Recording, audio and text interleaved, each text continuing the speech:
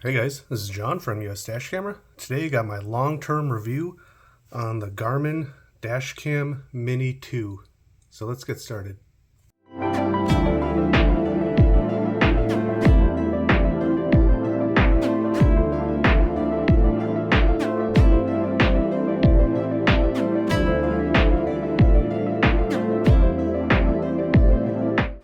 As usual guys, if you are interested in purchasing this dash camera, check the link down in the description. I do have Amazon affiliate links that do help support me.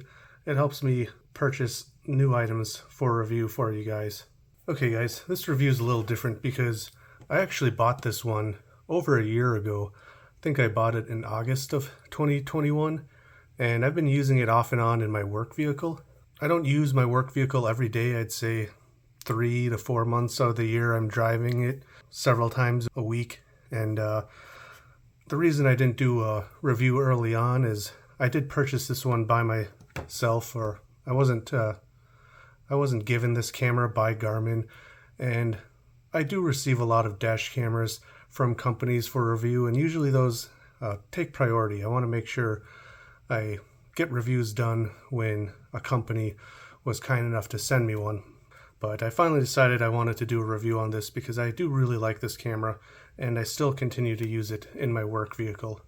Obviously, you can see that this is a really small camera. It comes with 2 of these little mounts that will stick to your windshield, and when you see it compared to something else that's really popular, the Viofo A119, it is quite a bit smaller. While it does hang from the glass, it doesn't take up too much space because it's just so tiny. Now this camera does only have 1080p, which is a little disappointing for a camera that came out in 2021, but again, it's so small. It's $130 I believe, and I think most people are going to be okay with it. You can see it takes standard micro USB or micro SD cards like typical other dash cameras.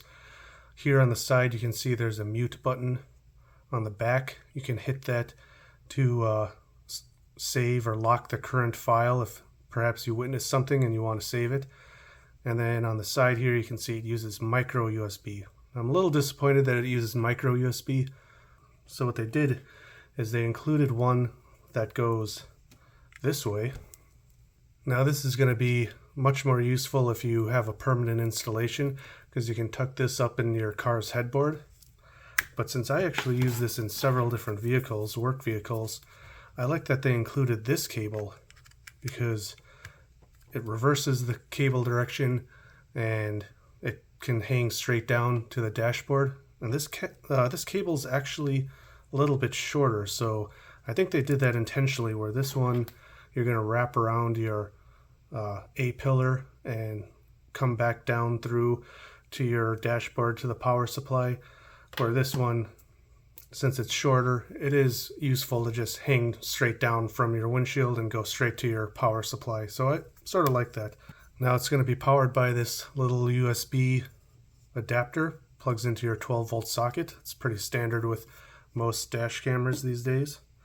And I did get a couple other accessories. You can start with this. Now this is the parking mode cable.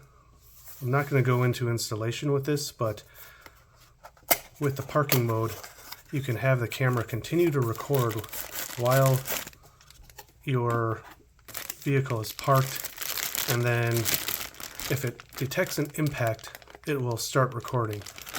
And what's really cool about this one though is you can actually set it to record 10 seconds leading up to the impact. We typically call that automatic buffered parking mode. So it's constantly buffering 10 seconds of footage, and if it detects an impact, then it will save that 10 seconds leading up to it. But they do point out that it does use more power, so you have to take that into consideration.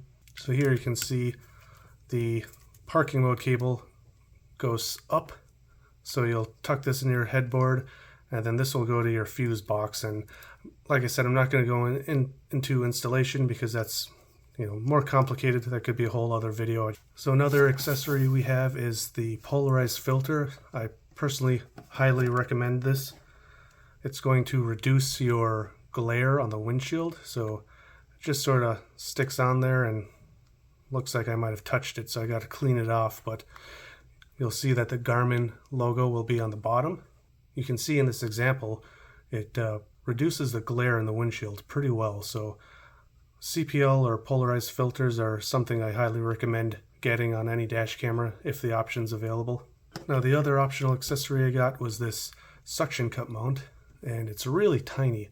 When I bought it, it actually didn't list the Mini or the Mini 2 as a compatible dash camera, because if you've seen the other Garmin dash cameras, they're bigger than this and they hang down a little bit more. But I found that even using this one, if you adjust it just right, you won't get any of this in the video. Sometimes you might get a little bit, but you should be able to adjust it just right where nothing's blocking the video. And this is what I use in my work vehicle because I sometimes switch between several company vehicles.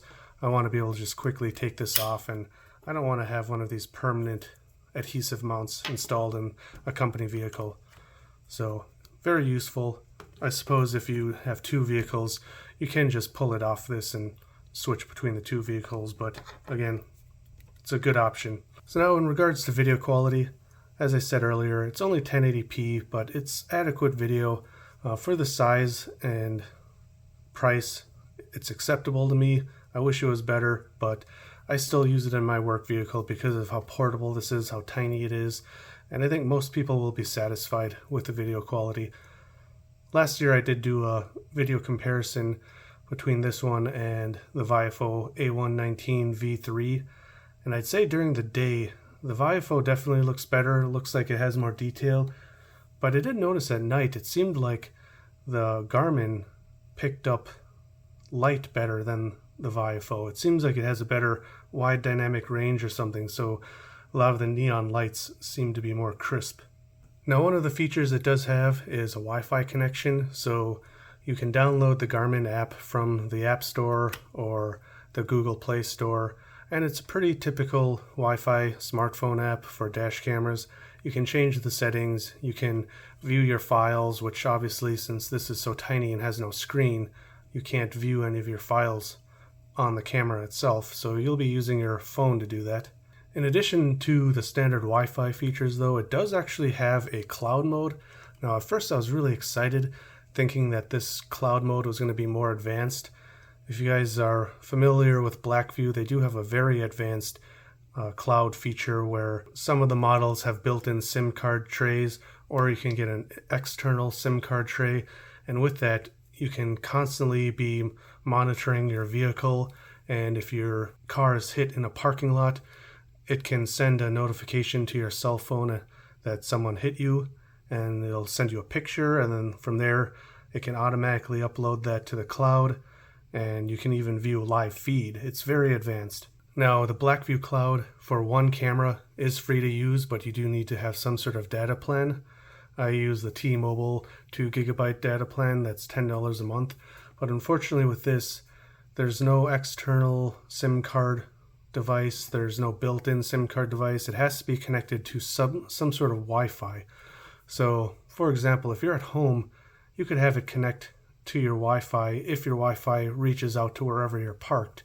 If it senses an impact, it'll save that to the cloud and it can notify your phone. But again, it has to be connected to a Wi-Fi. So if you're parked somewhere such as your local mall, it's not connected to anything.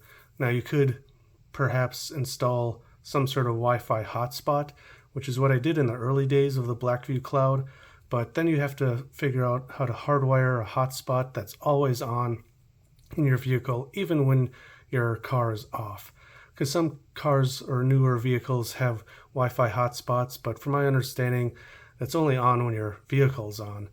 So this cloud mode definitely is more limited than I was expecting or hoping, and overall I was pretty disappointed, especially because you do have to pay $5 a month for the cloud storage. So that, again, is just a disappointment. So guys, overall, I do really like this camera. Some people are probably going to still prefer the Viofo A119 series of cameras, but due to the size of this and the fair price and the Wi-Fi feature, I think this is a very great option as long as you find the video quality to be acceptable. As I said earlier, if you are interested in purchasing this camera, check the links down in the description. They are Amazon affiliate links that do help support my work on this channel. If you guys found this video useful or helpful, I'd appreciate it if you would like and subscribe. And as usual, drive safe. Thanks for watching, and I'll see you next time.